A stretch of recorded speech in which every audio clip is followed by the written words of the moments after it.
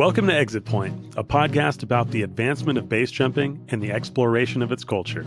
I'm Matt Blank, producer and co-host. If you'd like to support this independent production, visit our Buy Me a Coffee link in the description and leave us a review wherever you listen to podcasts. In this episode, I interview John Cox, who just set the world record for most base jumps in 24 hours.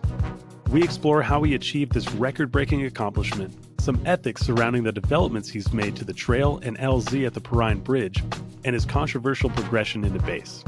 Before meeting John, I was cautioned to watch out for him by a fair few people, as his reputation for taking a reckless approach to jumping was spreading on the street.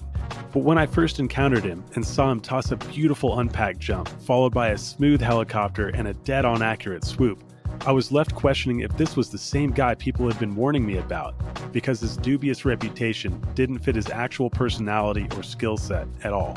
Even he'll say he feels like a fraud of sorts, and as an educator, I was skeptical that showcasing his progression would offer any value to our community, or worse, would validate an unsustainable path to base.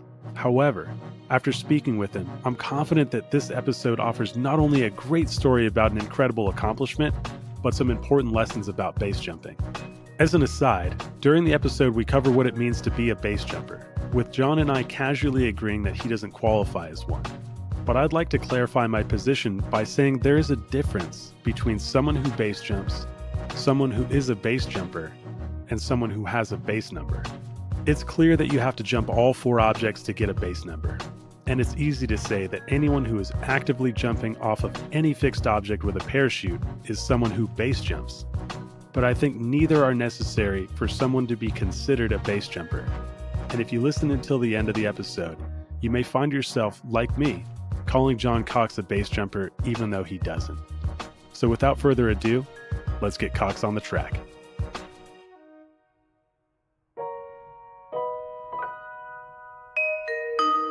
All right, so first let's start with, dude, where are we at right now?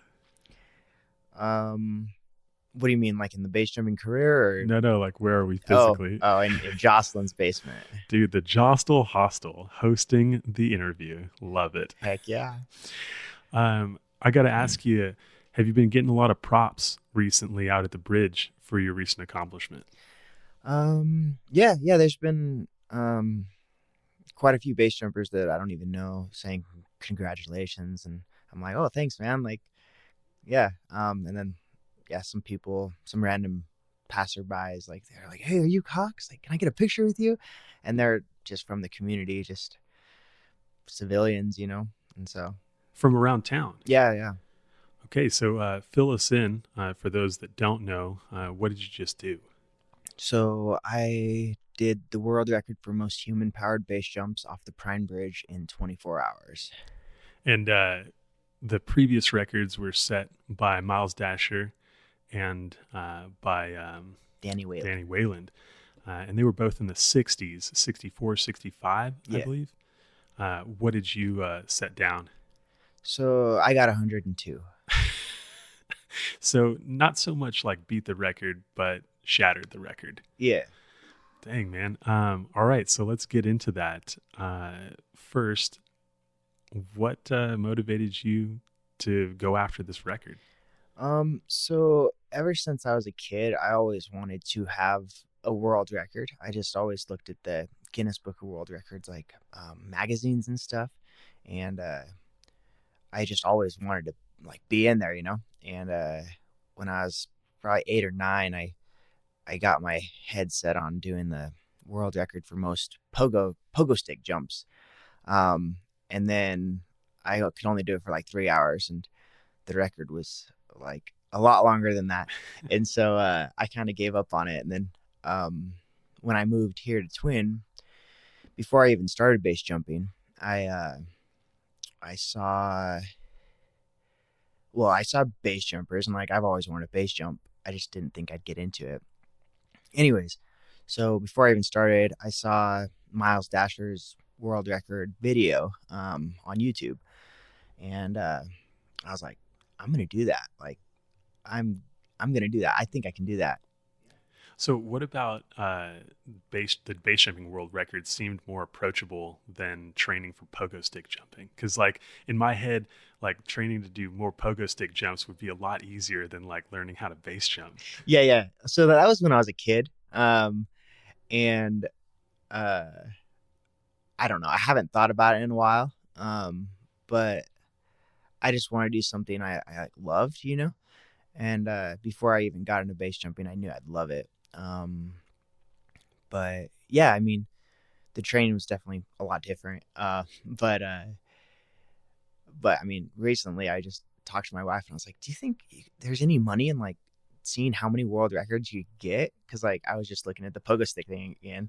I was like, I think I could get that. Like, it's only like 8 hours of consecutive jumping. Right. I'm an adult now. Like, Yeah. I feel like looking back and being like, man, I wish I could play Little League now. I'd kick some fucking ass. Yeah. Okay, so let's get into base jumping for a second. Why base jumping? Like you mentioned that you've always wanted to do it. What enticed you to become a base jumper? Mostly because I moved here. I never thought that I would be a base jumper just because I thought you had to have 200 skydives before you base jump, and it's definitely recommended. I'm not saying anything contrary to that. But I got into it with no skydives. Well, I had 2 tandems, but yeah, I mean, it's definitely recommended. Like, I don't want to say anything contrary to that, but like, but yeah, I just always wanted to. I mean, I love the 2 tandem skydives that I did as well, and I definitely want to get into that further down the road. So tell us about your progression then. If not through skydiving, then what did it look like learning how to base jump? Because I'm assuming that you learned almost all of it here at the bridge. Yeah, I did. So basically, I kind of got into it alone. I had plenty of mentors, Miles, Shogo, Tom Tom, JP. I had lots of mentors that kind of helped me along. But I basically just bought my own rig and yeah, just got going. Like, I do a lot of maintenance, I guess, down in the landing area, and through that, Miles like, dude, anytime you want help, just like let me know. You can sit in on my class, like, and so Miles taught me a lot. And so yeah. So like most of your education was observational. You're just like hanging out in the zone. You're like that surfer that just like hangs at the break watching everybody go until it's like your time. Yeah. I actually, so before I even base jumped, I would hike down the trail and watch base jumpers land for hours on end. And I watched like when they flared, when they didn't flare, when they hit hard. And I learned through watching all of that, like kind of what to do and what not to do. I also watched a bunch of YouTube videos, probably 30 hours of YouTube videos just on like Friday freakouts and low turns and all that stuff before I even thought about jumping, obviously. But yeah, going into it, I kind of just, I feel like I understood the canopy and how it worked. I guess I just have, I don't know, kind of an understanding of the canopy before I even jumped.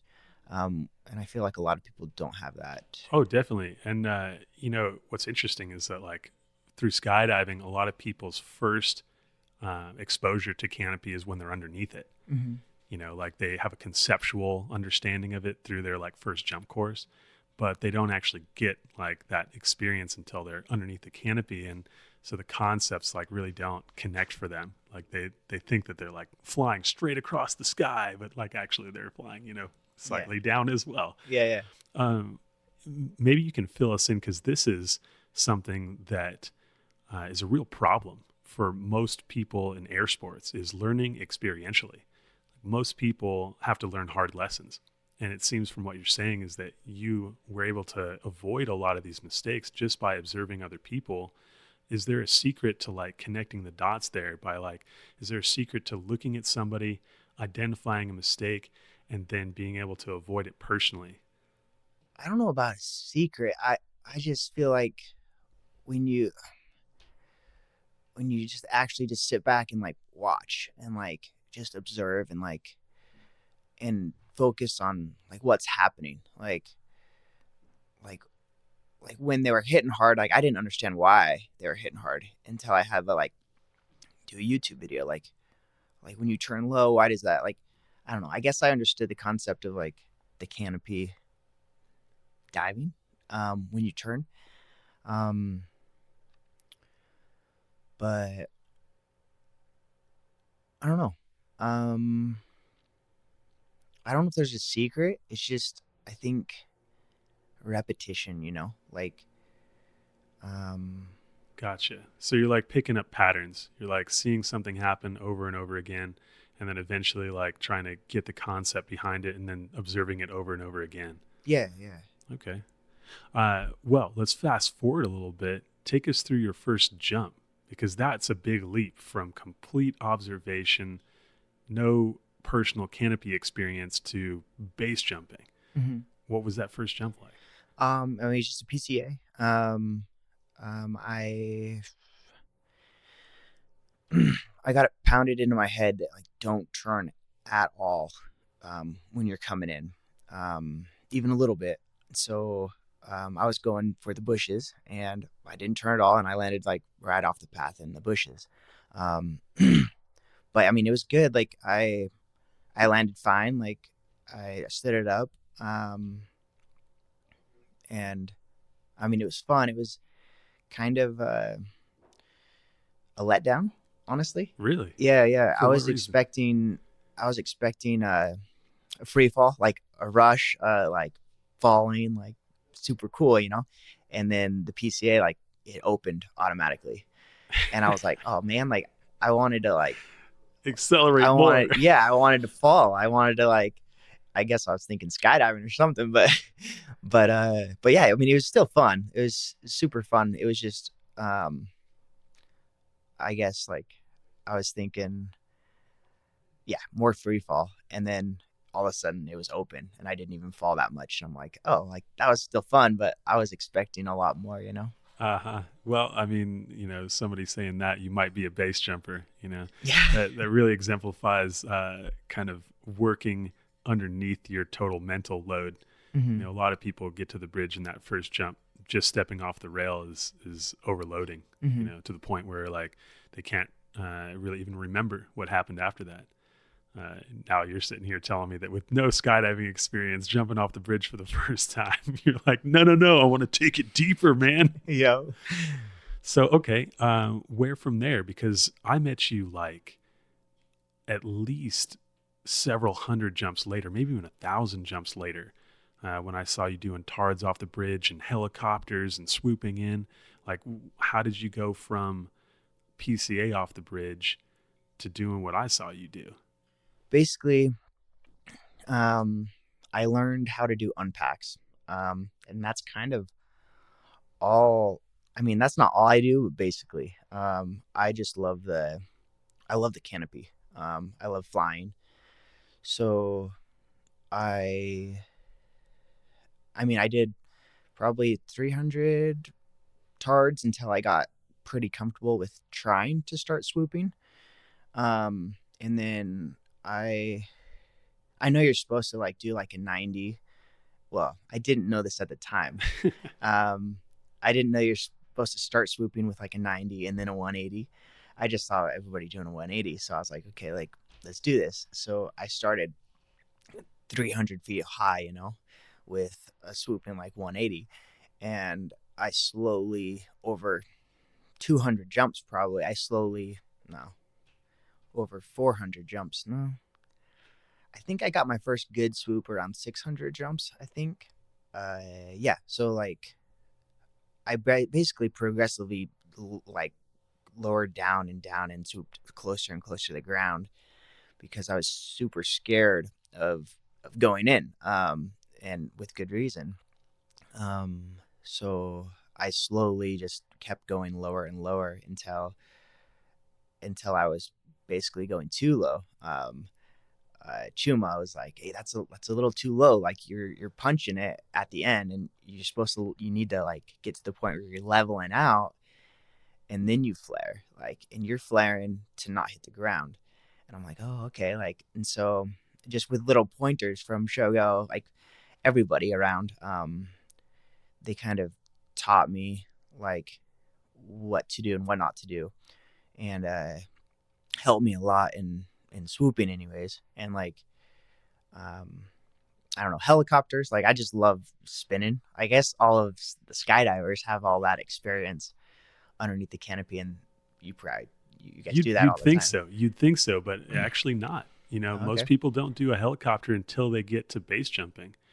Um, and so your progression is pretty interesting because you've taken two of the major canopy components that people don't usually get in skydiving before they get to base jumping, and you've just trained them specifically over several hundred jumps in a very specific area, which, man, I gotta say that's pretty interesting. I think most people hearing this would say like, wow, this guy, like, he's learning to swoop on base jumping like most people learn how to swoop, thousands of feet over the ground. But you've also learned how to do it in a very specific place, working your way incrementally down, which most people don't do anywhere else. Mm-hmm. So yeah, most people don't get those two things before they get to base. They have to learn them once they're under a base canopy. The common suggestion is that they learn to do them in the sky because there's more space and altitude and all of this. But as you might have noticed, it's a lot easier to learn those things when you're flying proximal Mm-hmm. to objects. Yeah. Otherwise, like, you'd have no real reference points. Mm-hmm. And so, like, where you're building all of those checkpoints and markers, like where the trees look, how all this stuff looks, in the skydiving environment, it's just two-dimensional. Mm-hmm. And so, like, you're literally just looking at the ground get bigger and trying to time all of this stuff based on altitudes, maybe like some scientific tools, but all of that's a little slow. Mm-hmm. Anyway, so you learn these two things. Fast forward a little bit. How many jumps do you have now? 1,412. And in the span of how long? A year and 5 months. Okay, so I gotta say that might also be another record. We'd have to double check, and if anyone has any idea, if like anyone's done more jumps than that in a year, please hit us up, because like at this point, I'm willing to say that is the most amount of jumps that anyone's done in that amount of time. Yeah, so I talked to Miles, and he said that to his knowledge, he had the most in a year. And this was last year when I was starting, just because I was like, oh, like if you have a record of a year, like I'd like to beat that too. No, it's not like that. But no, I just love jumping. Like I love climbing. Honestly, climbing up the canyon is not as fun as jumping, but that's kind of why I got so many jumps, is because I love it. So Miles told me he had 736, I believe, I'm not sure, in a year. And so a year from today, I have about 1,100. Damn. Okay, so before we move on from your initial skydive or your initial base jumping progression, and one thing seems to be painfully obvious at this point, that currency is a large factor in your survival, right? Like you were jumping every single day. Why would you not recommend your progression? Because when we started this, you said like, 200 skydives is definitely recommended. And I'm, also recommending that. Was there something that happened along the way that led you to believe that maybe that was the correct path or a better path? So just in my experience at the bridge, seeing lots and lots of base jumpers, there's a lot of low turns.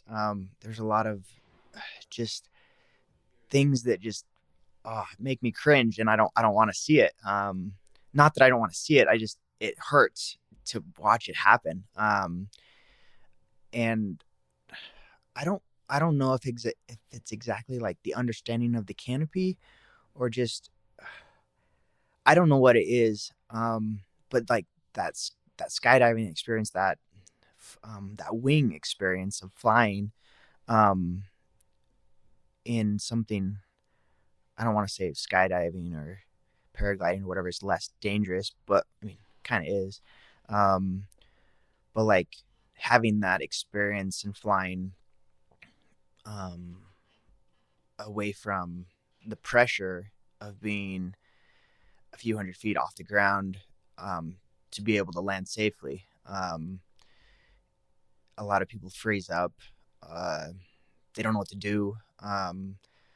It's just a certain mindset, I feel like, to do it safely the way that I did it. So you're noticing a lot of panic in the other people that you're watching over the years or over the year. And Yeah, of anybody, I could say pretty confidently that you spent the most amount of time in the last year at the bridge. Like, not even the instructors are out there every day. yeah, So arguably through your progression, you saw more jumpers in that time span than anybody else. possibly. Yeah, yeah, probably. Okay. And so, like, I would have, I got to be honest, I was thinking that you were going to say something like, oh, initially I thought this was going to be easy. And then there was some mistakes that I made personally that led me to believe that, like, maybe skydiving was the thing. But No, no, so you're I like, I actually haven't like made any. I mean, so going back to when I was swooping, I got really comfortable, and I kept going deeper and deeper and deeper than I should have, because nobody told me. Nobody told me. I didn't ask. Like how deep, and like I didn't understand that you needed to.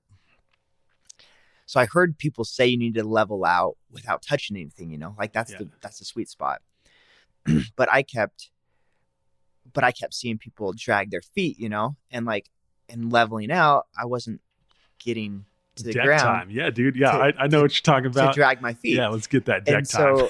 so I wanted to get low enough to drag my feet, and so I was getting too low. And there was one specific time that I mean, I didn't hit that hard, but like I definitely hit and then popped back up. But I hit my butt, and like so um so like just that like one time, I'm like, oh, like let's take it back. Like so I need to like listen more, and like, but that was the one thing just in swooping that like I learned the hard way. I mean, I guess it wasn't even that bad. I haven't broken any bones or anything. Sprained anything? No. Dang, 1,400 jumps, not a scratch. Nope. Wow. All right. Well, flex move on anybody that's like, hey, this guy's doing it wrong. No, I mean, honestly, like I I don't know how to say this. I feel like almost like a fraud, kind of, Yeah. because I just do unpacked, like I don't have any other objects except for this bridge and one bridge in Mexico that I did last week.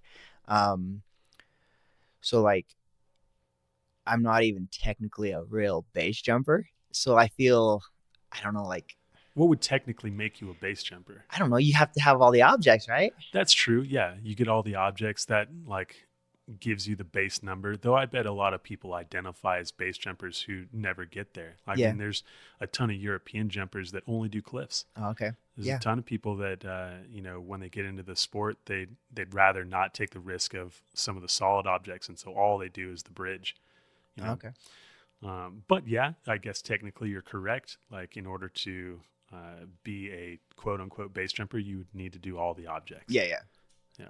And I'm like, I'm getting there. Like I feel, I don't know if conservative is the right word. I just heard so many stories and so many bad stories of people going in and people getting hurt and cliff strikes and all that stuff. I have had was like a close friend, um, cliff strike and like broke his leg and stuff. And so like just hearing all the stories, I'm like, I don't want to do that. Like I want to get like a solid like 300 jumps like on heading before I do a cliff. And then Shogo was like, hey, you can do a cliff that has enough overhang. Even if you do have a 180, you're fine. I'm like, okay, like I could do that. Like, and so I don't want to get hurt and I don't want to like die. Obviously, nobody does. But yeah, like this year, I think I'm gonna go to Moab. But yeah. Okay. Well, if I'm learning anything from your progression, I'm picking up two major pieces. One of them is focus on one task at a time.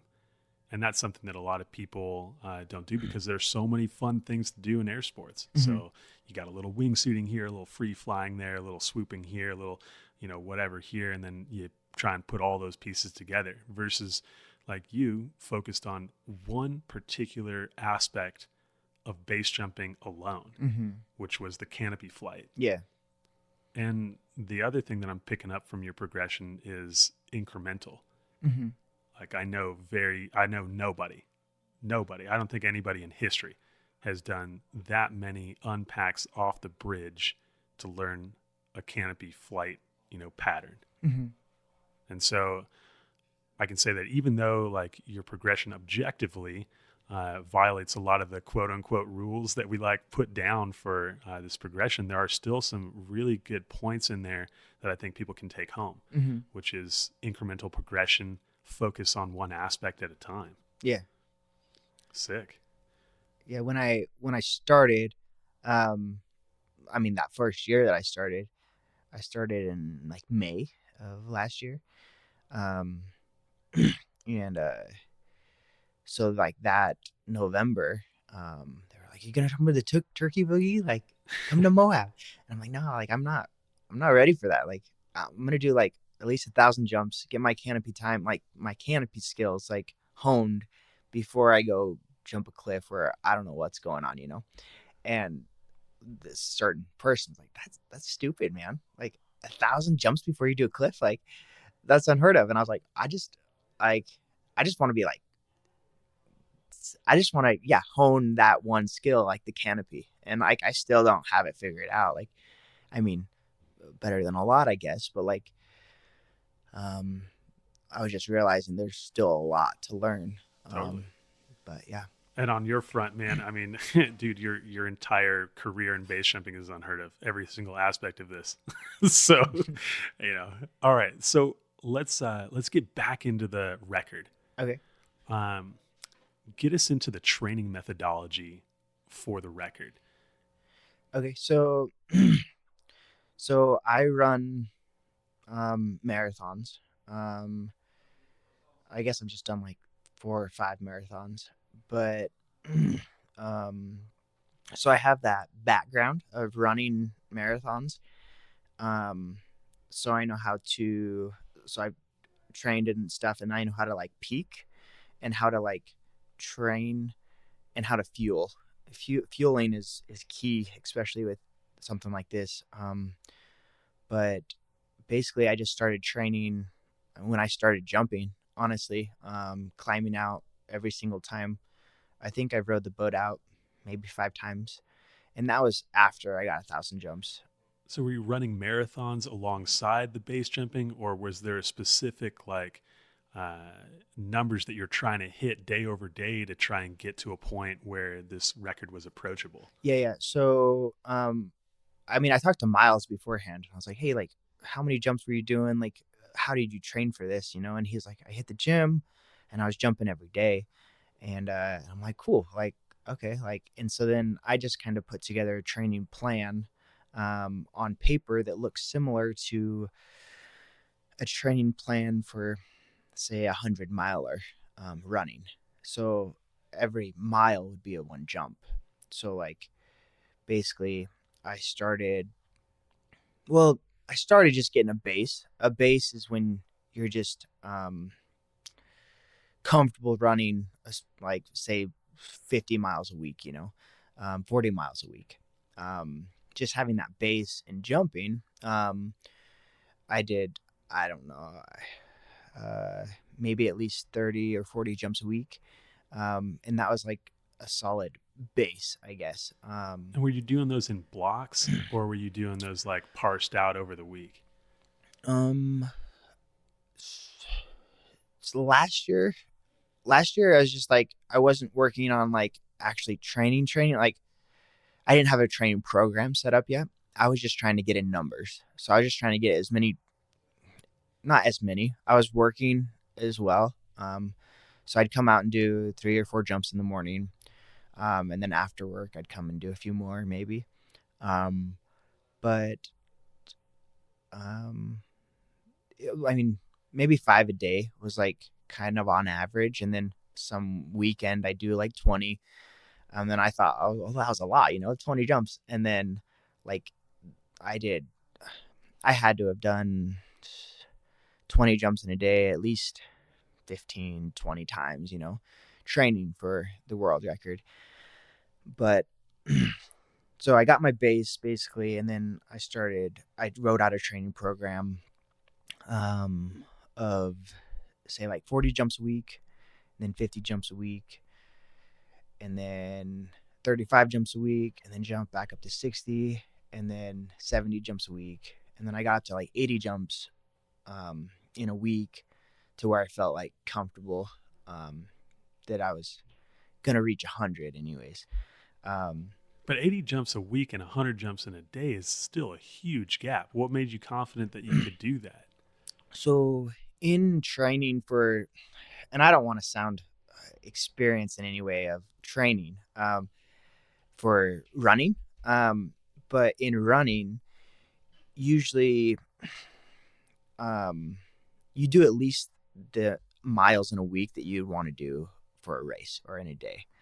So like just knowing that my body could do 80 jumps in a week semi comfortably, I figured that I could push my body enough to get that 100. Gotcha. But yeah, I mean, basically I got up to 100, and then not 100, sorry, 80. And then I worked down like 60, 40, 30. And then like the week of, I did like 5 jumps, So Rest like, week. Yeah. I mean, so it was a month before when I started tapering. But yeah, like I rested a lot. And that first hike out, like I felt like I was floating, because I had never hiked out without a rig. And so I was like, this is cheating, dude. Like, I don't have any rig on. Like, I don't have anything. I'm just hiking. So on that front, let's get into the rules of this, because a lot of people have heard about the record, but they don't actually know what's entailed, right? So you mentioned that you don't have to hike your rig out. What do you have to do to qualify for the record? What do you not have to do? Basically, all you have to do is hike out every time human powered. So it doesn't matter about your rigs. Doesn't matter how your rigs get out. It doesn't matter how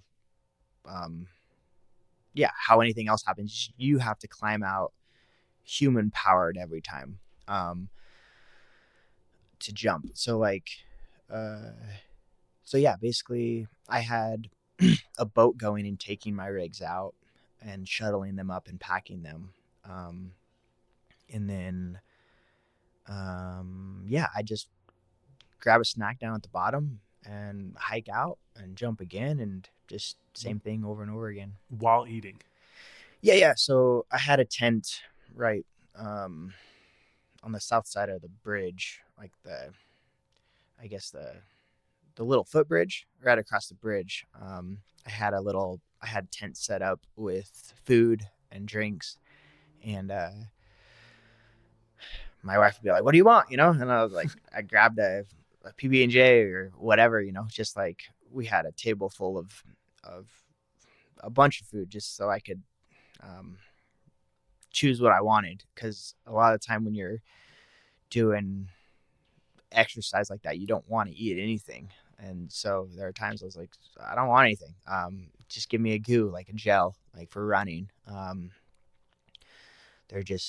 then, yeah, I mean, so yeah, fueling is key, is definitely key to something like this, because your body has to have all of the nutrients it needs to be able to, because like you can push your body further than you'd think, but without that food. The first time I ever did 20 jumps in a day, I didn't eat anything at all. the whole day. I just drank a ton of water, and by the time I got to 20 jumps, I was like passing out. Like my body couldn't do it because like I was passing out because of the fatigue and the lack of nutrients.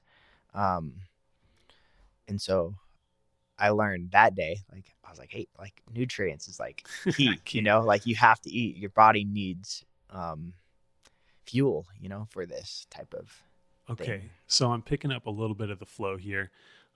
Boats are taking your rigs out. You got to climb out every single time, grab a little fuel at the bottom. What about getting back to the bridge and jumping? Like I know that Miles, I think, rode a bicycle across. Yeah. So I think Miles is kind of the guy who started this whole thing. This whole how many times can we jump off in a day? And I mean that's awesome. Like just pushing yourself is like most people don't want to do that, but it's super cool. Anyways, so yeah, so he had a bike, and then Danny Weiland had a bike as well. To my knowledge, I'm pretty sure he did as well. Anyways, so yeah, get to the top of the bridge, gear up, and then I hiked up those stairs and then rode a bike out to the middle and jumped. Yeah. So and then Nicole Senecal, she has had the world record for most in 12 hours. And she did that as well with the bike. Gotcha. Okay, so it is human powered across the board, but you get foot human power up the. Yeah. So when Nicole did it, she didn't know that.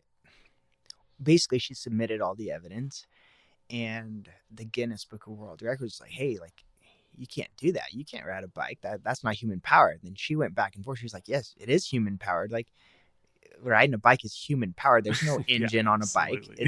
And so they were like, "Okay, that's fine." Like, because she just saw Miles do it, and I'm assuming. Anyways, so yeah, so I like checked in with Guinness and I was like, "Hey, like, can I ride a bike out to the middle?" And they were like, "Yeah, that's fine."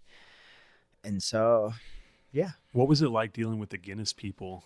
Did they have to come out to actually evaluate every bit of the flow? No. So it was either pay them 1,200 or 12,000. Sorry, 12,000. To have one person come out or a couple people come out and like witness the whole thing and watch, or to collect all the evidence myself. And so that's the route that I took is collecting all of myself. So I had to have, and I still haven't submitted everything, just because it's a pain in the butt because they want separate videos sent in, a gigabyte at a time. But it's been super long because I submitted the request over a year before I attempted it. Of like, hey, I'm gonna do this for record, like, and like they've been good. Like, it takes them a while to respond, but other than that, like, because it takes them a while because I didn't pay for the upgraded fast response, fast track. Yeah, I remember. So, yeah, but yeah, we didn't pay for that for any of our air sports things either. We're like, dude, we're spending enough money on this already. Like, I don't care. Next year's fine. Yep. Okay, so let's get back to the flow. Can you take us through maybe like the beginning, middle, and end for this? Like, what did it feel like as you were starting? What did it feel like towards jump number 50? And then like at the, 22, 23 hour mark, how are you feeling then? When I first started, I was feeling super anxious, super nervous, kind of freaking out, honestly, because I woke up that morning at 7 in the morning. I couldn't sleep. Like, I'm like so anxious and so excited, to do this that I couldn't sleep. So, and then even nights prior, I couldn't sleep. So I was already running on not much sleep. But I was super nervous to begin with, kind of freaking out. Once I actually jumped though, like then I kind of like, I'm like, okay, I'm doing it. All I got to do is hike up and jump, hike up and jump. Like, that's all I got to do. I don't have to worry about anything else. The first 20 jumps probably were just like amazing. I was like, yeah, like flying up the mountain. Like, my first lap time was 9 minutes, something seconds. And my wife was like, slow down. And I'm like, I'm going slow. Like, I'm purposely holding back. Like, I'm not going fast. And they're like, you're going way too fast. And I'm like, I'm not going to slow down. Yeah. Feel good. And so like, I mean, yeah, like, I was hitting, I don't know, 11, 12-minute laps for a while. And that's from jump to jump. Yeah, jump to jump. Yeah, that time is like when I jump off, not when I land, but as I jump. Anyways, so yeah, I remember the first 2 or 3 times I climbed up. I'm like climbing up the crack, to the left of where The mostly alcove, everybody goes. I was climbing up that, and I just felt like weightless. Like, it's kind of like a runner's high, kind of, I think, just because I hadn't jumped in so long. I hadn't climbed out in so long. My legs were as fresh as could be. I didn't have a pack on. So I was feeling like amazing. Just floating up the wall. Like, I was like, this is so cool. Anyways, so probably around 30 jumps, I started feeling it a little, getting tired. And then, well, on that note, as you get tired, is anybody double checking the safety? Like, when you're gearing up, getting ready, there's a lot that goes into a base jump, right? Like, making sure that your equipment is dialed, making sure the conditions are right, making sure like all of that is in line. Was there anyone like double checking you as you started to fatigue? Yeah, I had like gear checks, and then anybody packing, when they had a break, they would check all of the rigs lined up for me to jump. Like, so the gear is continuously being checked. And then, so it was checked before it got laid down, for me to step into it. So like, I didn't do a gear check like right after I put it on, but before, every time, and then after quite a few times as well.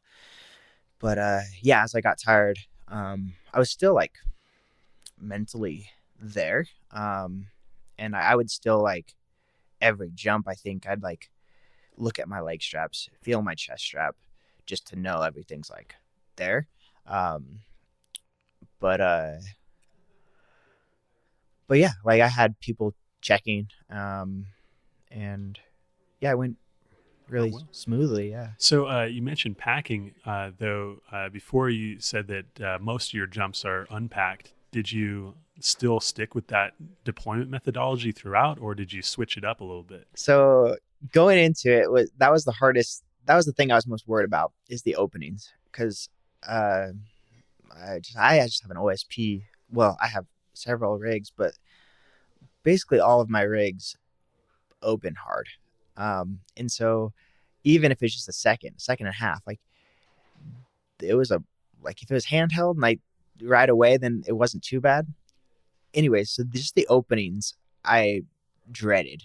Like, I was like, there's no way my body can take that many openings. Like, I don't want to either. And so, from the beginning, I was like, I'm just going to do PCAs. And so that's what I did, like, the entire time. I had my brother, Michael, and then Sam from my best friend from Florida, PCA'd me the entire time. Like, 2 guys did 102 PCAs. I was like, dude, you got a world record by yourself. Like, nobody's ever done that many PCAs. Yeah, no doubt.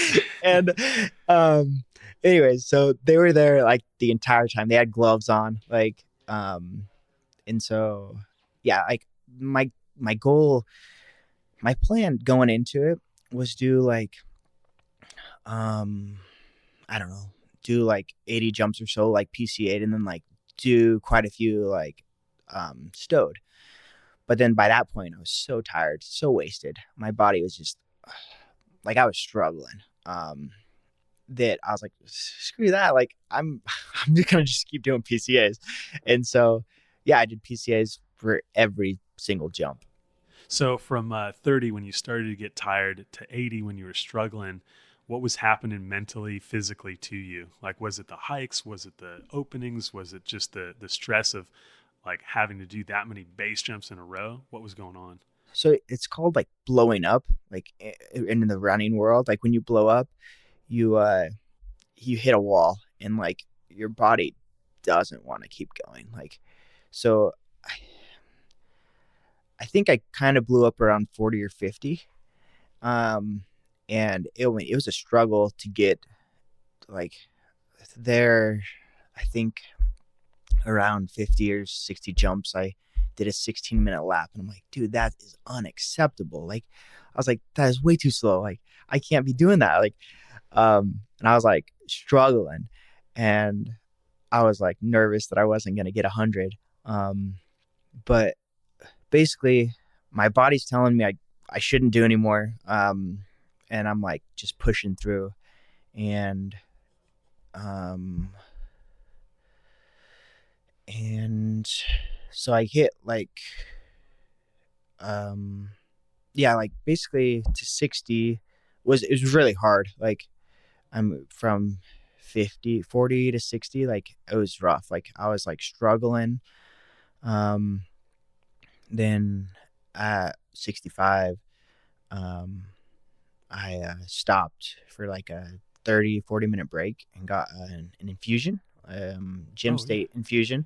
They were sponsoring me. So Millie is her name. She actually was down below and hooking me up with an infusion in both arms, and I was getting a massage at the same time. Nice. And so anyways, got a massage, got an infusion, and then kept going. I was just I was eager to just, it was hard just to sit there, but that was the plan, so I stuck to it. But anyways, so yeah, I got hydrated through that, and I was staying hydrated really well the whole time. Just out of pure, like, I have to ask this because like so many people are going to be like hearing that and being like, all right, what else did he put in his body? Dude, was there anything other than like solid, like, food that you could buy from a grocery store and elements that are like available over the counter that got in there? No. So no, the infusion was like, I asked Guinness Book of World Records about it. I was like, can I get an infusion? They're like, as long as it's legal, as long as it's legal, like you can. And so, no, I never took any substances or anything. It was all, just supplements and like, I guess I had an energy drink toward the end. But anyways, so yeah, it was all, there was nothing in there. Okay. I had plenty of people. If you need some crack, if you need some cocaine, I got know, you, bro. Right, dude? This community, holy shit. And I was like, thanks, man, but I think I'm good. Like, it was super funny though. It was just, anyways. So yeah, 65 jumps. After that, got the massage, got the infusion. Kept going. It like right after that, my legs were so cold. They were warmed up, and so I was like fresh. And then my legs got so cold, like laying there and getting a massage, that like it took me 2 jumps to actually get going again. Like I couldn't walk. I could barely walk after that, like 65th jump after the break. I was like struggling.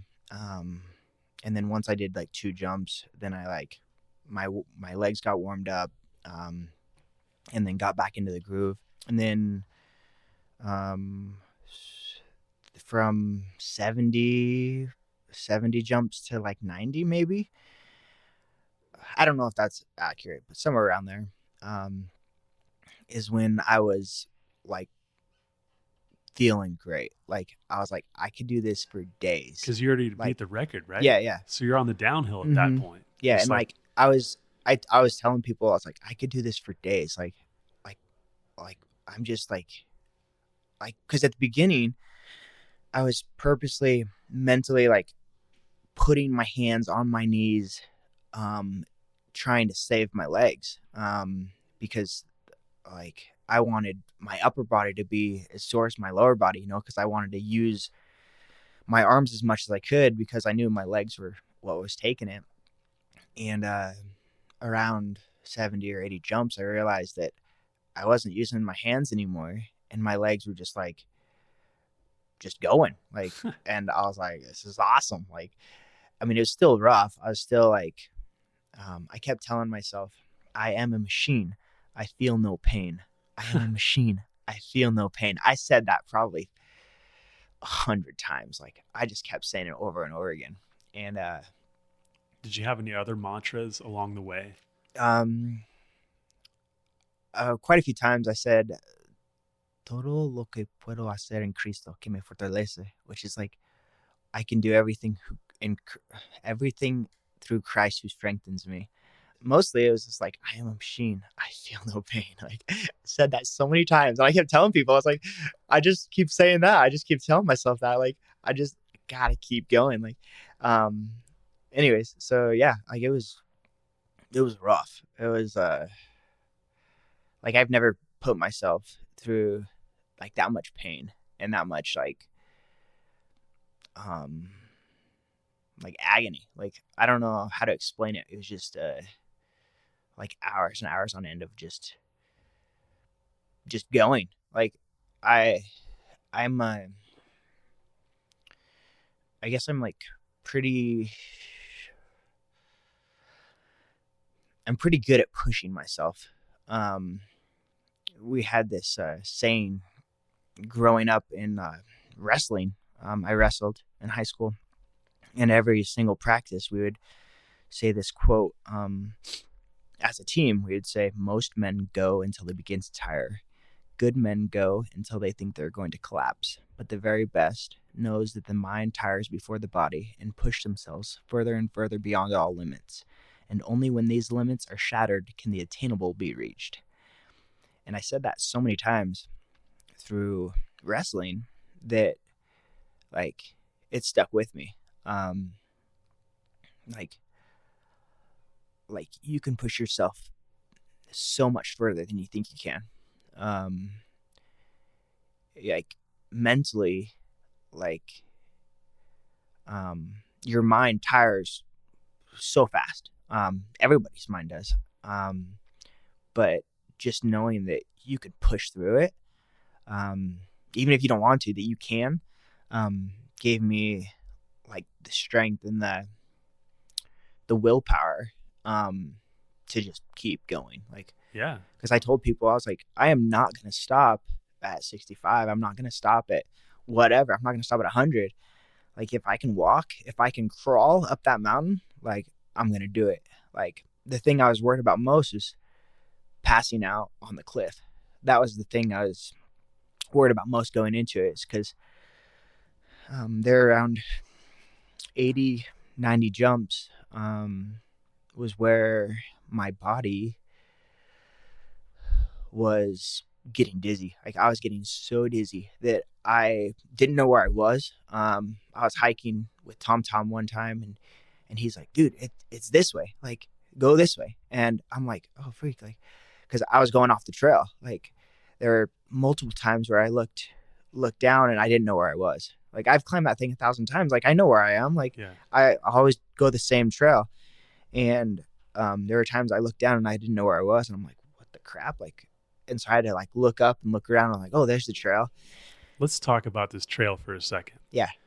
Okay. So just to give some background here, the trail is a marked trail for everybody, base jumpers and other folks alike. So it's not just a base jumper trail. It's something that is like listed. But wait. We talking about the same trail? Yeah, we're talking about the climb out. Yeah. It's listed? Yeah, okay. for sure. I mean, the hike out is also listed, but okay. the climb out is also on Google Maps and all these other things.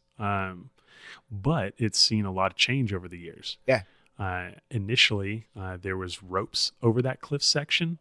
But then in recent years, I think some kids threw some fireworks in there and burned down the trees, right? Yeah. So to my knowledge, there was a rope from the tree, and then the tree got so old and dead, I think. Well, yeah, so old and dead that like people didn't trust it anymore. So I think somebody cut it down. Okay. But there was a fire there too. Yeah, there was a fire as well. Okay. So like that whole area got completely changed. At which point, somebody decided to put like a cable in. Was that you? Yeah, that was me. So you put the cable in place of the rope. Yeah. So I talked to a lot of people before I did it because I didn't want to like upset anybody. So I talked to Miles and Shogo and Chuma and kind of everybody around, before I did it. Anyways, I put the cable in. It got taken down. I put it up again. It got taken down. So I was like, okay, I'm going to leave it down, Right. And so for the record itself, you didn't have the advantage of having that rope line or that cable to like kind of shepherd you through that climb section. Yeah, I didn't have that. Okay, so let's talk about this for a second because I think it's a matter of importance and some like debate. What do you think about the ethics of having that cable there? So me personally, are we talking about just in general? Yeah, in general. So me personally, like I don't need it. I don't think anyone really. Well, I mean, there are some old timers that like I couldn't get up without that thing. That was awesome. Like, thank you. But I know a lot of people saying like, don't put anchors in, like you're littering. Like I don't know that much about bass, but I feel like there's a lot of anchors and metal like exit points, that are built, and I feel like this is no different. Like I feel like it's just adds safety, especially to that part where there's a lot of exposure. It adds safety and some security to anybody using it. And I know a lot of people that just loved it. A lot of people said thank you, like that's so awesome that you did that. And some people like old timers, like, I've been jumping for 15 years. We don't need that. I'm like, yeah, we don't need it. Yeah. Like we don't need to mow the beach. We don't need to mow the landing area. We don't need this bridge above our heads. Like, but it makes life easier. Like that's kind of my outlook on it. Like it makes the climb easier. It makes it a little safer. But. Yeah. So a couple of points in there that I'd like to pick at first, like it's littering. Is this exactly pristine rock out here that we're trying to protect for its natural beauty? No, not really. Like, I mean, there's a 1,000-ton steel bridge across the canyon right below it. So like adding a couple of bolts and a piece of cable doesn't seem like it's even scratching the surface. Yeah. And when I put that cable in, I tried to make it out of the way to where it wouldn't be in anybody's way. Because I told everybody, like, if it's in your way, like, tell me. I don't want it to be in anybody's way. Like, if you don't want to use it, that's great. Like, don't use it. But if it's in your way, tell me. I'll move it. I'll move an anchor. I'll move whatever to make it so it's not in your way. Because, like, I don't want it to be in anybody's way. And so I feel like if you don't want to use it, then don't use it. But I purposely made it sturdy and strong so it wouldn't break. And then secondarily, like we're looking at the argument of like, we don't need it. And really what that person is saying is, I don't need it, which could be said of like so many things out there, like some of us are comfortable climbing in the 513 grade. And so like, yeah, dude, we don't need the Via Ferrata out like in Switzerland, but without that Via Ferrata, probably like 90% of the community wouldn't get to that exit point. And man, those exist all over Europe, all over everywhere. Like the Eiger, for instance, probably not jumpable by 90% of the people without the cable that connects the cliff face to the mushroom formation. Right. And so like for somebody to come through and say like, we don't need that. It's like, all right, man, like, where are you drawing the line? Are you going around the world and taking out every single cable, every single ladder, every single, because like we're base jumpers and we don't need that? Like it almost seems ridiculous to me. Yeah. Especially like when we look at the bridge as the prime learning environment in the world. Yeah. Yeah. You know, it's like, how hard do you want to make it on people who are just trying to be in an educational environment to try and focus on this one task? Yeah. Yeah, for sure. Like I had a lot of students like Miles and Chuma and a lot of students, just say, hey, thank you like so much for putting that cable up. Like we love it. Like it's so nice to like be able to just like hold on to something when you're at that exposure. Like, and like I see the argument, like had somebody tell me it gives people a false sense of security, climbing up that part, and then the part right above it is a little sketchy too, you know? And so they're like, if they get up that part, then they can get stuck at that part, you know? And like, you know, like what? Yeah. So like, I mean, I understand, but like, I don't agree with it, but I've kind of come to the point where I'm just like, okay, the cable is like just not going to exist. Like it just can't. Well, it could if we maybe like get the greater community to like keep an eye out for this. Let's deal with these last two arguments too, because I think they're hilarious. First of all, like that thing was solid as hell, right? Like false sense of security. I disagree. That was actual security. Yeah. Like, I mean, what gauge cable was that? Honestly, I don't know. I actually found it down in the canyon by the other bridge. So you recycled it? Yeah. Get out of here. Okay, yeah. So like back to the original argument of littering, like, so you've picked up trash from another area. Yeah. You've repurposed it in something useful. And as I recall, it was like 1/2 inch. Yeah, thick. it was 1/2 inch or bigger. It's thick. Yeah. Super thick. So, and through eye bolts that you like drilled into the rock. Drilled and glued. Yeah. So now we're talking about like, you know, in the anchor points themselves, like 3,000 pounds plus. The cable itself is like upwards of 10. Like I'd say that's pretty secure. Yeah. I mean, the cable even 50. Like, right? Yeah. Dude.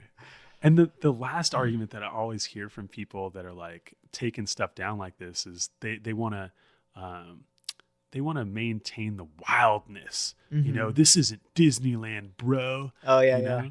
And I'm talking specifically about one person that I'm not going to like call out on this podcast, but if you know, you know, because they posted it on social media. And I guess like to retort to that, man, we've got a visitor center with like base jumping merchandise. We've got like base jumping memorabilia and photos in the local restaurants. Like the hotels give base jumper discounts. There are tour buses that come up to let people out specifically to take pictures of base jumpers. There is not one time that you can be here on a weekend packing your stuff and not have at least 3 tourists come up to you and ask you 100 questions about what's going on. There are people all over the bridge, lining the bridge. Like if this were ever an argument for this is Disneyland, like that would be it. You know, like like the cat's out of the bag on that one. Yeah. Like if you're going to come out to Moab and then like nail in rebar to something that like people have been climbing for years without it, then all right, you got yourself a point. But like out here, come on, right? Yeah. All right. So capping this one off, if the cable goes up, it's the opinion of this person here, Matt Blank, that like y'all should just like take a step back and ask yourself, like, what are you really trying to accomplish taking it down? Furthermore, what does it cost to put it back up? Well, it depends. If I were to buy that cable, it would be a lot. Like that cable's super expensive if I were to buy it. But just for all the parts and stuff,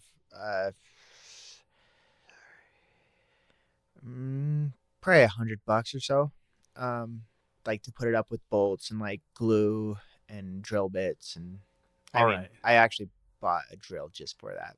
So that was a bit more, but But $100 is what you're looking for, Yeah, something like that. yeah. If I were to put up again.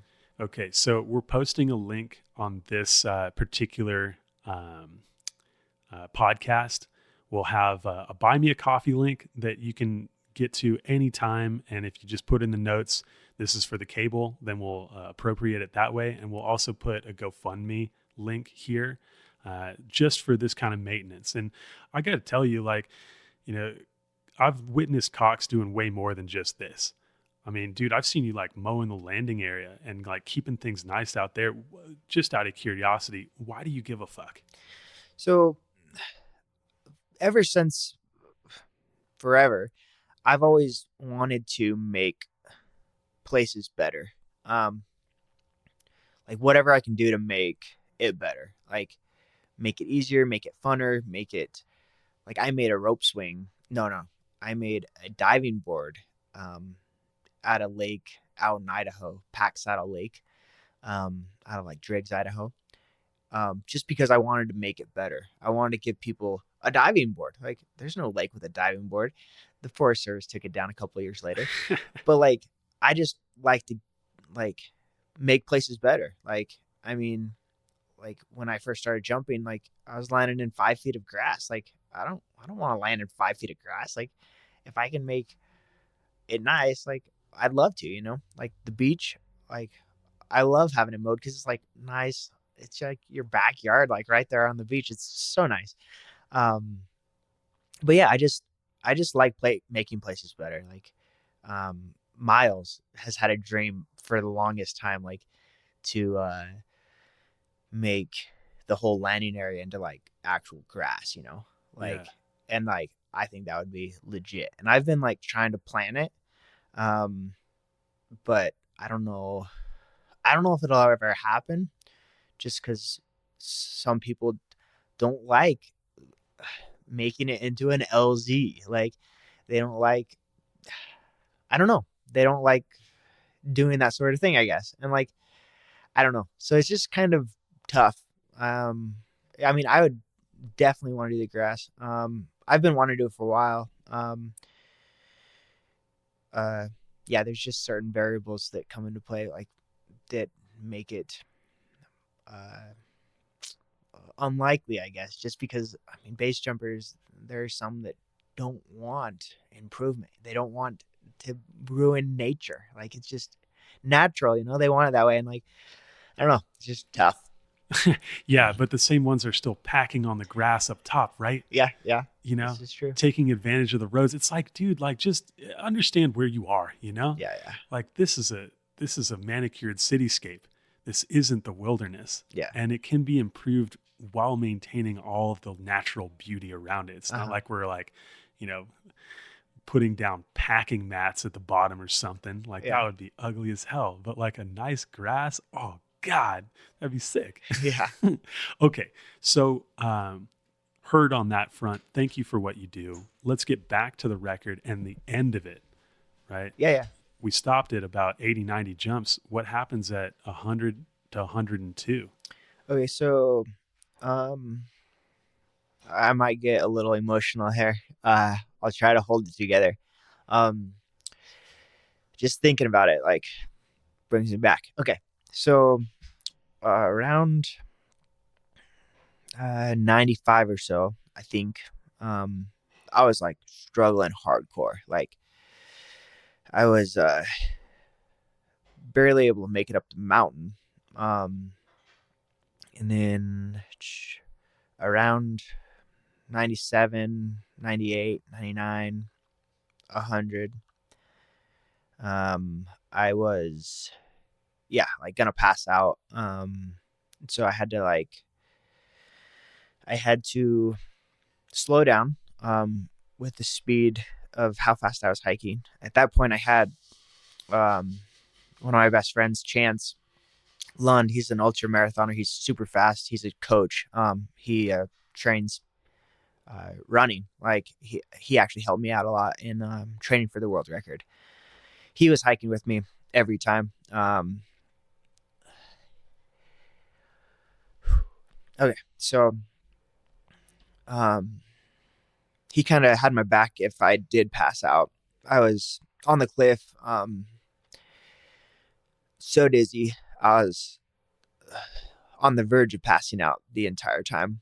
I'd get up, stumble across the wall, like I'm like stumbling. I get suited up, and then the bike ride out to the middle is like relaxing. I got to rest. And then the jump as well, like I got to just rest for 30 seconds when I flew down. But that 99, I think it was 99. The climb out was where I was struggling the most. It took me 40 minutes, I think, or 50 minutes. I think 40 minutes to do that one loop because I was so dizzy. On the verge of passing out the entire time. Once I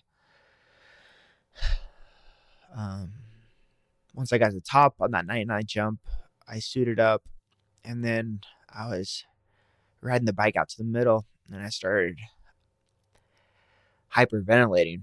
I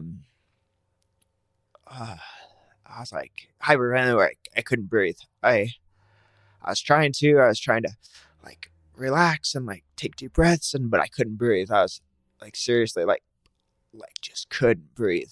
And so I stop on the bridge, and I'm just like holding onto the railing, so I don't hit the ground. And it took, I don't know, probably 5 minutes or something, maybe just sitting there just to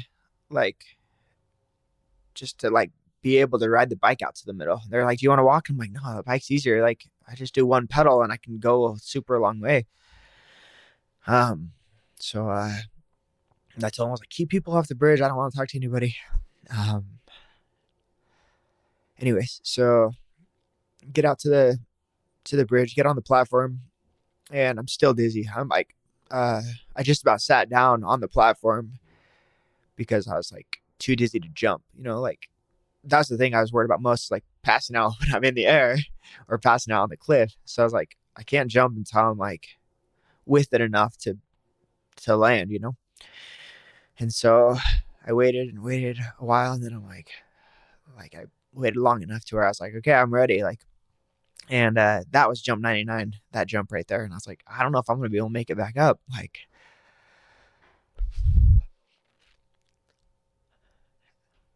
Anyways, so I jumped, and then on the ground, I'm like, I don't know if I can do it again. Like, I don't know if I can keep going.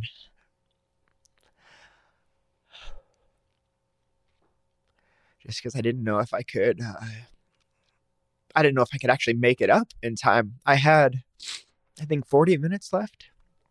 And I didn't know if I could hold it together and like actually get to the top of the mountain hyperventilating and falling apart like that. And I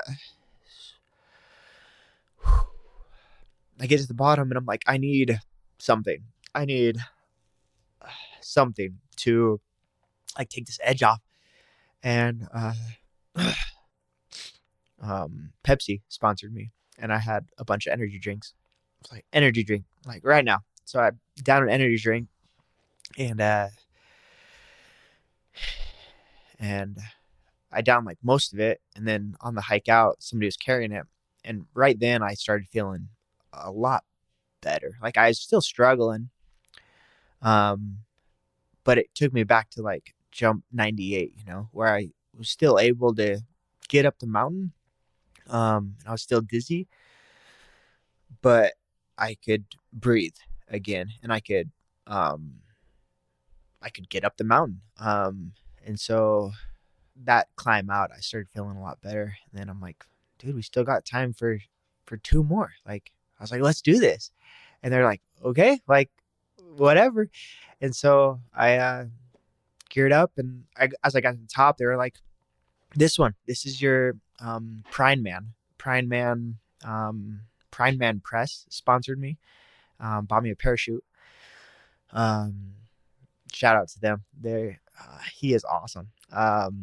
Anyways, so so yeah, they wanted to give me that parachute because that was my last jump, 100. And I'm like, no, not that parachute. I'm not done yet. Like, give me any other one. And so I put on a different one. I go jump. I get up to 101. They're like trying to hand me that parachute. I'm like, I don't want that one. I'm not done yet. Like, I still got time for one more. I still got 20 minutes. I can do this. And so, yeah, by that time, Miles showed up at around 100. And I was like, dude, so good to see you. Like, I gave him a hug. I was like, thanks for coming, man. He's like, yeah, heck yeah, man. And it was so good to just like see him there supporting me. Like, it was awesome. But anyways, I got to, as I came up for 101, everybody was going out on the bridge. There were, I don't know, 300, maybe not 300, maybe 150. I don't know. It's hard to count. Yeah, but the bridge was just full of people, and everybody was shoved over and like cheering me on. And I rode out and then jumped, and then I was thinking I was done, and I like took it off and ran and got up for one more, and like it was cool. I waited for my best friend Sam to gear up and get ready. I actually helped him with his tard, like getting it prepped so we could jump at the same time. Because he flew in from Florida just for this, and he was the one PCAing me along with my brother. But yeah, so I jumped with Sam at the very last jump, and it was just it was awesome. Like, I waited to almost the very last second after I landed. The horn for the end of the 7 p.m. came on, and it was just so cool. Like, just having all the base jumpers, all my friends there at the bottom. Like, it was just a party. Like, everybody just swarmed me, and like, it was so emotional. Like, I right as I landed, well, before I jumped, Tom was like, can I come with you? I was like, no, dude, I want you at the bottom. I want you to be there when I land. And he's like, okay. So he gets down at the bottom, and he's like, I'm gonna catch John. I'm gonna catch John. Like, he wants me to catch him. And I was like, I didn't say that, but that's fine. Like, I just wanted him down there at the bottom to celebrate. Anyways, so Tom's standing there, and I come in, and then I like bounce off the ground, and I jump into his arms. And it was like, I don't know if you've seen that video. Yeah, it was super cool video. I love it. Like, and then he sees my wife, and he like hands me to my wife, and then I just cry and just go around and give everybody hugs, and like, it was super cool. It was super emotional and super like something I'm never gonna remember, never gonna forget. Like, I mean, and like family, like my whole family is there, friends, multiple people that stayed up for 24 hours. My mother-in-law, she stayed up for 24 hours, just helping, being there. Like, my mom, she couldn't miss a jump. She had to watch every single jump. My wife was like, go up on the boat and look at the packing area. Look at how they're packing. Like, look at how careful they are. And she's like, no, I'll miss a jump. And like, she couldn't do that. Like, she stayed up all night, just watching in a lawn chair, just filming every jump, like 98, 99, like just, anyways. So just a thanks to like my family and friends that were there. Mason was another one that just was there through whatever I needed. Like, he was right there. Like, he was like, dude, whatever you need, like, I got you. Like, if you need me to pack 24 hours, I will. Like whatever you need, like, I'm there. And I'm like, sweet, man, thanks. Like, it was just, there's so many people like that just were there, like, regardless. Like if you need help, like just tell me. Like, tell me when to be there. Tell me like what you need, and I'll do it. And just having the support of base jumpers and friends and family with me the entire time, like, it was awesome. Like, it's so cool to have all those people have your back, going through one of the hardest times of my life, you know? Yeah. Takes a village, right? Yeah. And I also know that there was a separate mission for the jumps themselves. Like you collected funds for not only the operation of the event, but also to donate to other Yeah. elements, right? Yeah. So the whole mission from the very beginning was to um I was thinking, I was like, what should I raise money for? Miles was like, do for kids. Like, kids is always the best thing, you know? And my wife was like, do it for Idaho Search and Rescue and the SORT team. And I was like, the SORT team? I was like, yeah, like they're always saving us, you know? I read a Facebook post a while back when Jester was on the cliffside, and it was a picture of him on the cliff, and then like uh, it was from the sheriff's office or whatever of rescuing him, and I saw all these comments like, "Who's paying for this? Like, does he pay for that? Like, who pays for this? Like, base jumpers are like giving us a bad name, or I guess giving base jumpers a bad name." Anyways, so I was like, I just wanted to give back. Like, I was like, Idaho Search and Rescue saves us so many times when we're stuck underneath the bridge or whatever, hanging by the canopy on a bolt. And I just wanted to give back to the community. So the fundraiser in general was for them, Idaho Search and Rescue and the SORT team. And yeah, so that was kind of the mission. I am not a I'm not good at paperwork. I'm not good at fundraising, apparently.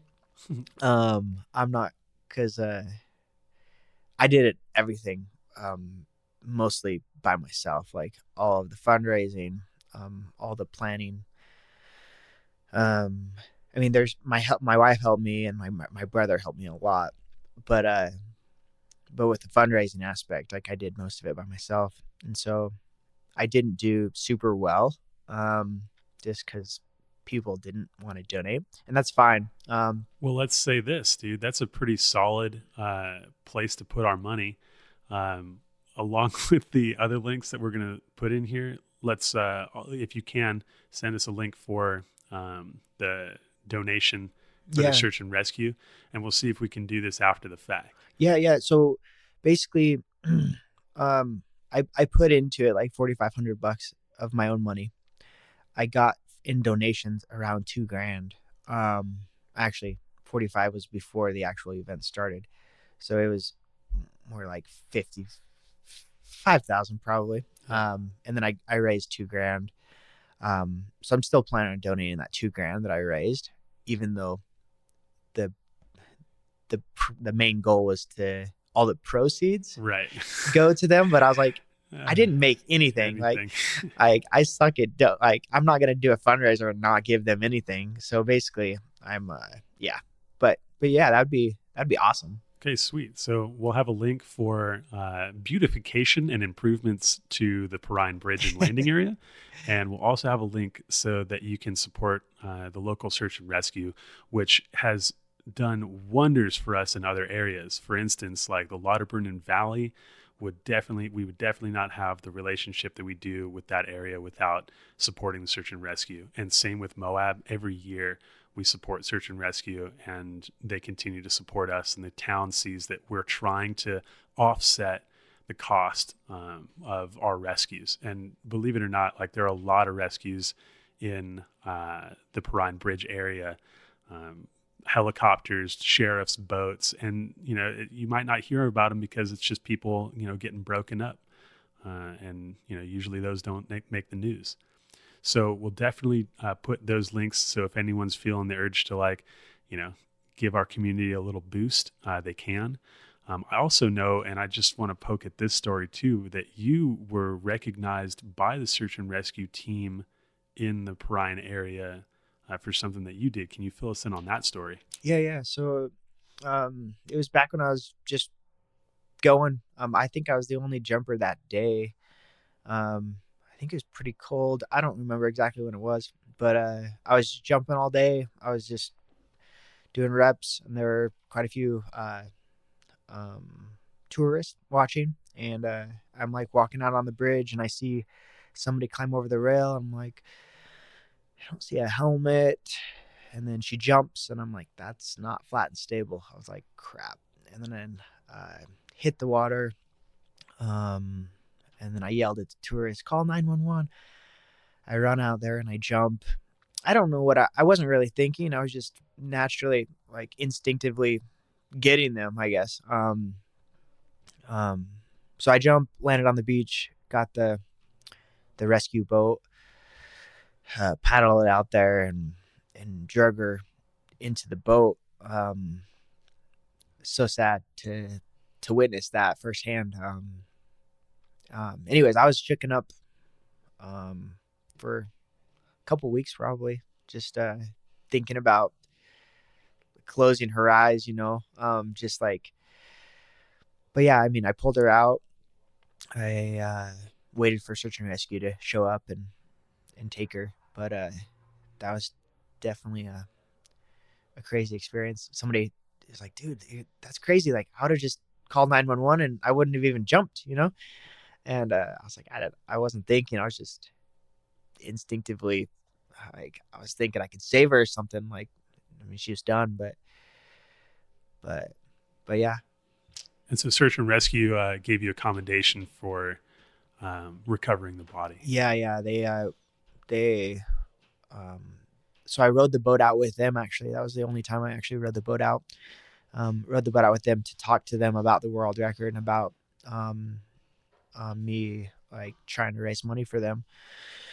And they were like, yeah, that's a great idea. And so I got contact info, and then they messaged me and they're like, we want to recognize you for doing what you did. And I'm like, yeah, that's fine. Like, and so they gave me a certificate or whatever, recognizing me for pulling the body out. So just to give some context here, and I think it's important for us to cover this topic, suicide has become much more prevalent at the bridge in these like recent years. I think the statistic I heard recently was 2 a week. And that puts a lot of us in the position of watching this happen. I think first and foremost, if you see somebody that's climbing over the rail and they don't have a rig on, say anything. Mm-hmm. It's hard to find the words at that time, but like, say anything. And if you give that person just a moment of pause, sometimes you'll be able to like reach them. Yeah. Secondarily, like, a lot of people would say like, well, why do you jump down? But here's another important aspect that I've witnessed. If no one recovers the body in time, then it can get dragged under. Mm-hmm. And never recovered. And I've seen the fallout from that, and like the family distraught because they can't find their person. Yeah. And so I'm not saying that it's worth risking your life. There's no reason to go like quicker than you would normally. But if you can jump down there, you're usually the first person that can get to that body. And also worth mentioning that, like, telling people to call 911 is the correct move. That way, like, the sheriff's boat's en route while you're trying to get to them. Not saying that anyone needs to go out of their way that wouldn't normally. I know it's really traumatic, just to witness something like this. But if you've got the capacity, you've got the skills, then please try and help. Yeah, for sure. Like, I tell my family, I was like, that's one of the worst parts about base jumping, honestly, is like, I've witnessed 2 suicides just in the year and a half that I've been jumping, and it's not cool. Like, I mean, it sucks to know that somebody's in that position, like that state of mind, to where like that's the only option. Like, yeah, I mean, it's rough. Yeah. Well, also a good reminder to talk to your friends and family. The life you could save would be, might be right really close to you. Yeah. Let's move on to a couple of other things that I'd like to ask you. One is, if anyone's looking at trying to break this record or any other type of record in the Guinness Book of World Records, do you have any advice for them?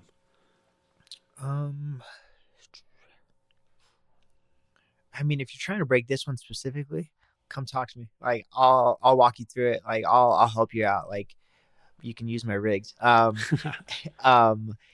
it is mentally it's tough. It's super tough. Going to a place that you've never been before. Pushing your body harder than you've ever pushed it before.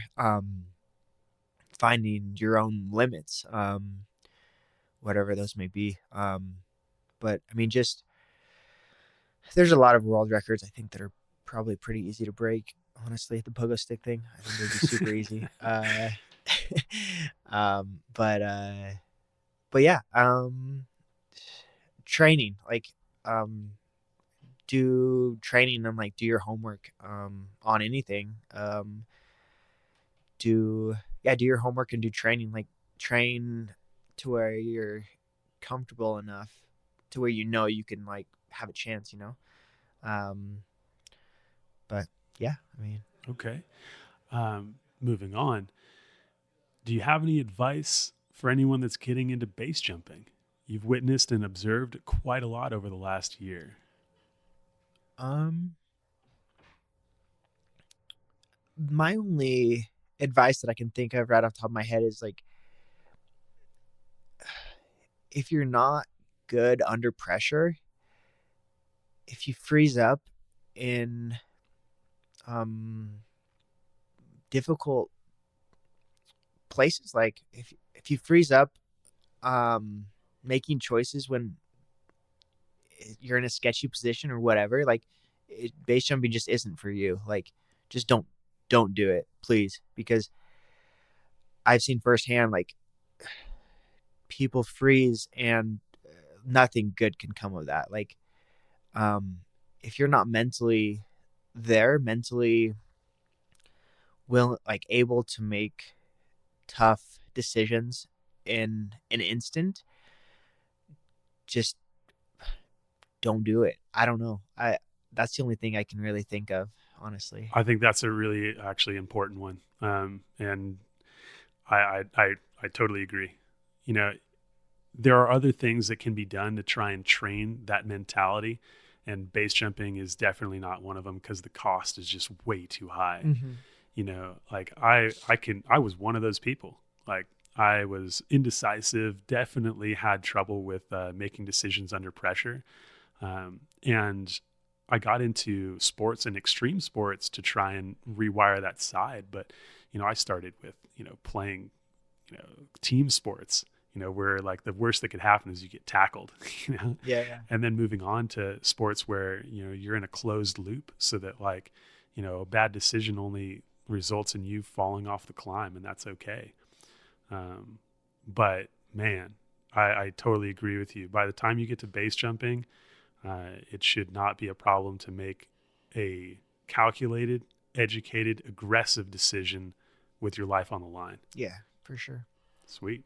Well, closing things out, is there anything that we haven't covered about yourself, the base jumping progression that you've taken, the world record, that you want to chat about before we kind of tie this thing up? No, I don't think so. I think that's about it. All right, then I got to close out by asking you this. Man, what does it feel like to have a dream as a kid and then finally accomplish it? Because that is a long range goal that you finally like ticked off the list. Uh-huh. Yeah, yeah. I mean, it feels good, like especially this one in particular. Having I can't count how many. There were two or three that flat out said I was stupid for even trying. Like that's not possible. 100 jumps in a day, that is not possible. Like the world record is 64. Like why would you even say that you're going for 100? Like that's stupid. Like and it's not possible. Like I just like having people like that just made me want to do it even more. Like there were a few people that said it's not possible, dude. Like and I'm like, okay, like I mean, like you do you. Like I mean, I didn't know if it was possible, honestly. Like going into it, I didn't know if I could actually do it. And that's what I told people. I was like, I'm going for 100. I don't know if it's possible. I don't know if I'll do it, but that's what I'm going for.